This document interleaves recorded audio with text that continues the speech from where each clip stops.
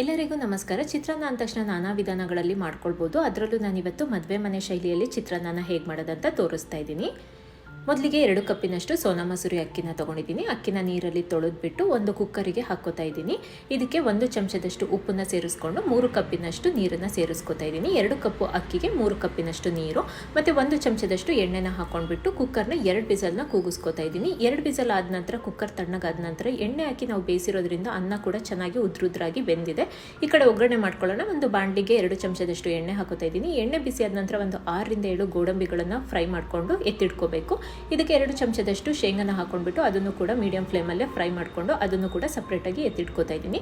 ಇದಕ್ಕೆ ಮತ್ತೆ 1 ಚಮಚದಷ್ಟು ಎಣ್ಣೆ ಸೇರಿಸ್ತಾ ಇದ್ದೀನಿ. ಎಣ್ಣೆ ಬಿಸಿಯಾದ ನಂತರ ಸಾಸಿವೆ ಸಿಡಿದ ನಂತರ ಒಂದು ಅರ್ಧ ಚಮಚದಷ್ಟು ಕಡಲೆಬೇಳೆ ಮತ್ತು ಅರ್ಧ ಚಮಚದಷ್ಟು ಉದ್ದಿನಬೇಳೆನ ಹಾಕೊಂಡ್ಬಿಟ್ಟು ಫ್ರೈ ಮಾಡ್ಕೋತಾ ಇದ್ದೀನಿ.